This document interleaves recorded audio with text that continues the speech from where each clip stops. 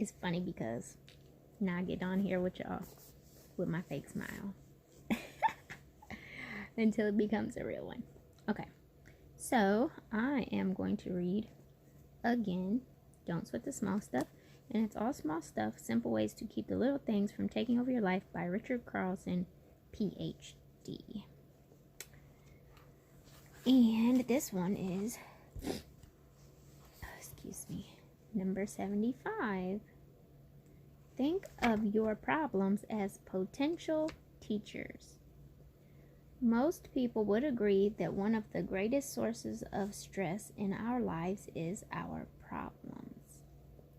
To a certain degree, this is true.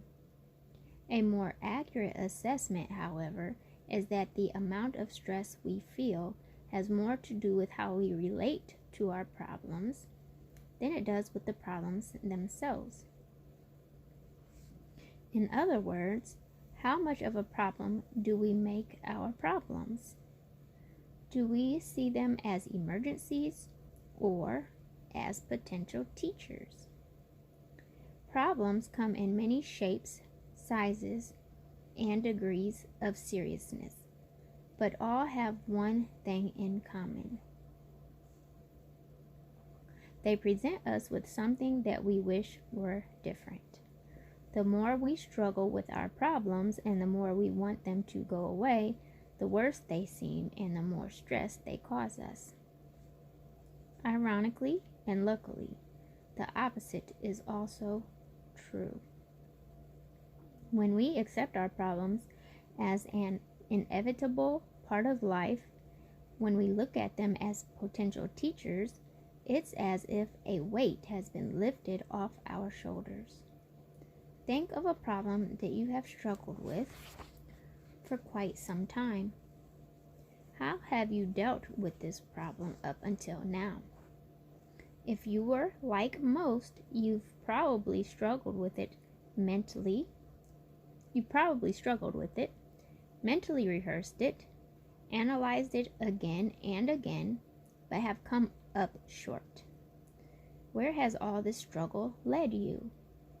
Probably to even more confusion and stress. Now, think of the same problem in a new way. Rather than push away the problem and resist it, try to embrace it. Mentally hold the problem near to your heart.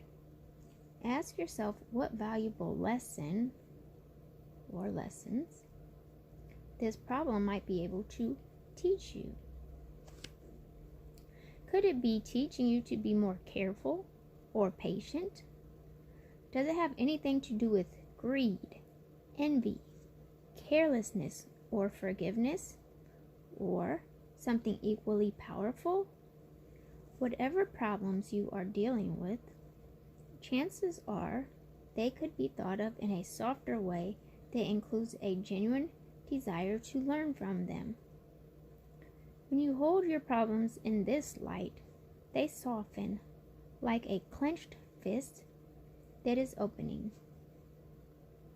Give this a try, and I think you'll agree that most problems aren't the emergencies we think they are. And usually, once we learn what we need to learn, they begin to go away.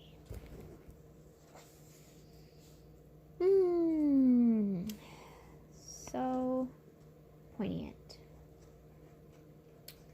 I'm trying to remember what it is that Abraham Hicks calls it. It's a word, and every time I try to think of it, contrast.